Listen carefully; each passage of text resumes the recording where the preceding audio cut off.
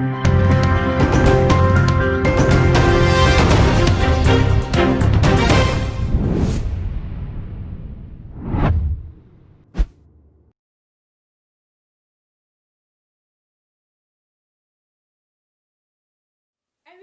much ashafo munua ba ekwe sikapa ne nso menemu edi ehye Ghana wahala dwumedie na ebre asose yede ebre eye etiefo ene ashafo na abusuafo se de ensem no ekeka ekwakwa kodru no eye abrante bia wono wogi ne din efa eye enwoma ne ensem a chese wono de wonya kokotena eye se TV so say ye radio so wonya kokotena ho no mani wo bagi ne di ope bia obetimi aka enam se wo de counselor ato ne ho so say de eye amanone empanifo a ewo eye United Nations enso so asore ewo eye ne nsem kan ya wo keka no so ama omude kokobo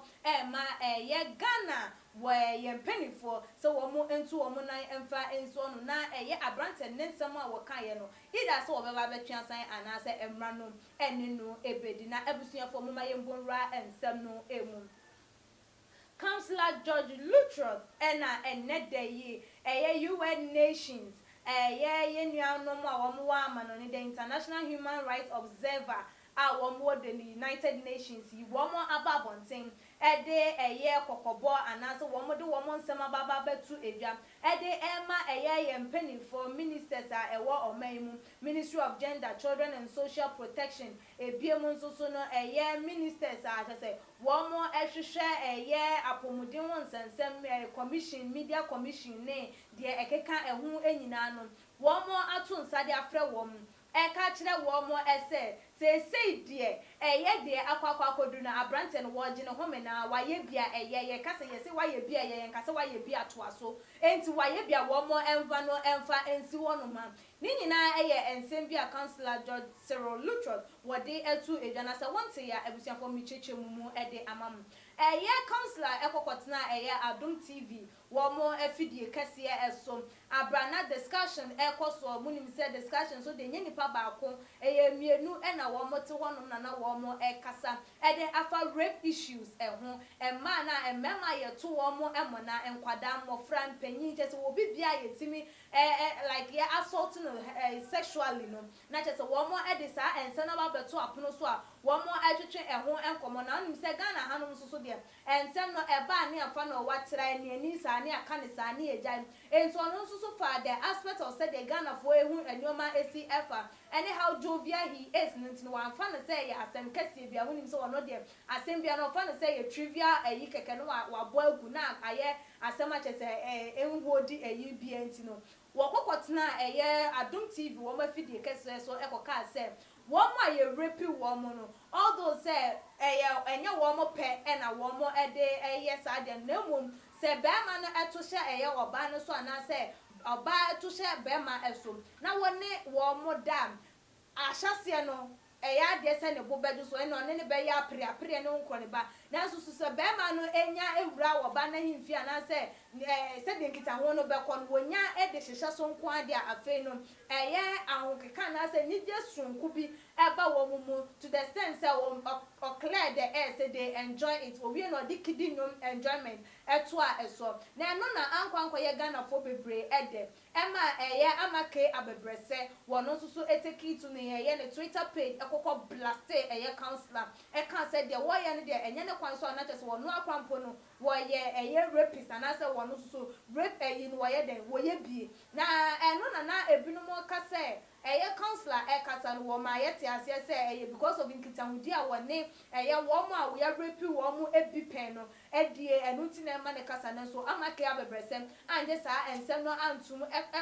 ba bonte be ka say eye empanifo sorry na wo mo ehunu ha wo mo betimi aka ensem no de asisi ensem so because ya ma eye abrante no kwan ama wodi ensemhunu ewo omayi emu na no na ene deyi eye International Human Rights Observer of United Nations wɔn nso so said the Ghana yɛtwe nsɛm no srɛ ne abasa na ba na mo akora aba ne councillor sɛ wɔn no emba GH1 no edru wɔn nso so aboboa ano ama wɔn nso so atake action against nsɛm na ɛkɔ no ɛso na wɔn de letter anase press briefing aba beto abonten na abusuafo mo ma menkenkan ema mo said the wɔn de etu edwan International Human Rights Observer press briefing. The International Human Rights Observer of the United Nations has received many reports on Councillor George Lutrod, known by Ghanaian as Councillor Lutrod, for various forms of verbal assaults on women, including insults and other forms of intimidation, creating a misconception about women. On the 10th of July 2020, the attention of the International Human Rights Observer was drawn to another unfortunate utterances on rape made by this same man in question. From the experts of the broadcast, Adum TV, a local media network, and the said man claimed rape victims enjoy the act of being raped. Based on the various concerns received, and with which recent unfortunate utterances, the UN International Human Rights Observer, backing the Ministry of Gender in its calls to bring him to order, the International Human Rights Observer is joining hands with the ministry to ask that he be prevented from appearing in both international and local media houses. The International Human Rights Observer further calls on African courts on human and people rights to take actions against him, and to all on the Ghana Media Commission, Ghana Psychology Council, and other stakeholders to take action against him and to retrieve the said video from all digital platforms. We ask that George Lutrod retract his unfortunate comments and apologies to the general public. And some yes, it was signed by Dr. Stephen Blessing Aka, or executive secretary to the country director. And someone abontain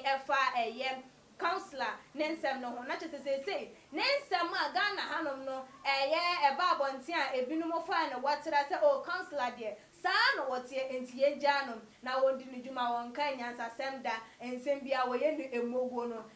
international there wo mo afa asem no say asempa to the extent say wo mo eba ne no anase wo mo esi ne kwan say what to mean by international and no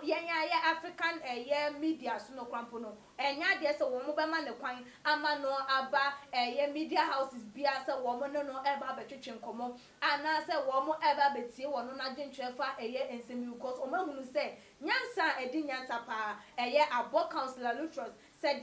Johnson abo akoko na eno na wo mo sa etoasu ebiem no wo mu kire mu SM video na eba abonten no yen delete free all digital platforms so yenyi free because ababia enim nyansa bia enim wo promote rape say wo mo rape enkrofo no normal de mo ebema enkrofo a engage in that act because obefo say councillor Crampo say nipa na de no be sha se a wonpe by ekwawie no be enjoy ntie na me nso mi nkonko ye bi ebema enkrofo aye rapist ewo omayi emu enti wo month na wa enye nhwe han se Ghana saa enyoma we ye nya mpanimfo won be kire enkwada akire boni ese enti wo de kokobo ma social medias ne wo mo posti videos ne se wo mo delete from all digital platform na ebiemu enso so no councillor won bra bonten na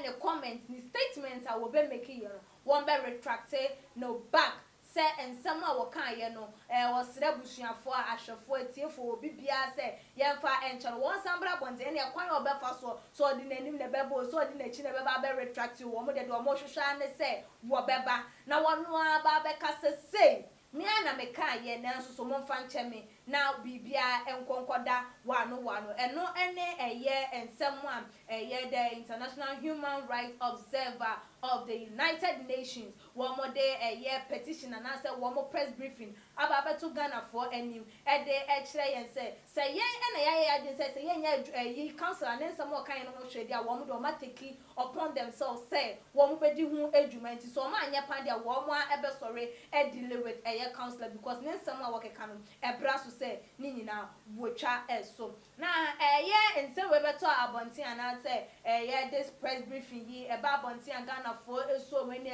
one mu ebose ankasa with me who say there na one more shosha one monster aka there na councilor eye na chese TV stations do na efwa eye ne so no na ebinom mpenenso so wo manu ndru bedwum na nedey International Human Rights Observers for etimam wo manu adru bedwum no pade eye wo mo ede na adwentwe no meka mienu miensa because eye dodo na aka na de otimi hu say eye sebo ankasa ye nua bi dia wo de eba ye osem. Thank God I am happy that now counselor has been seen internationally because Ghanaians we don't give heed to anything. All that we know is he say funny things and that's all. But now I know that people in other countries listen to us and they want the betterment of this country. Or also so at the end of the who said, well, they rather say Panania say yes, I did we at because Ghana had no there. Yes, so and some who as soon as who says they say I'm on the four crampono. What money the Ghana for? Yet she just said Ghana crampo ye besi a year, na yan pay a year, and to say a drew sample so we padia what that a rade I say, Jennifer Edia what they ever was a counselor, so what you and so dear wash share and I was and now you are all over international and you can't go anywhere because you are being banned. Shame on you. And also so Edia and no Beatrice Edia what they ever or see yay Counselor Lutroth, my body now dear you see I don't know what to say because I can't do anything about it for you. Next time you know how to put your statements on also so Edia and no don't fukunfo or can and once was I can a be more side their account. I was they say dear counselor never ya kwa drew and no say United Nations one also petition and one some of their barber so abantino one so then and I would drink a phone forward didn't share ebra too much GH your comment section wait me following away your Instagram page at too much GH _ meeting any appears sikapa that's the name.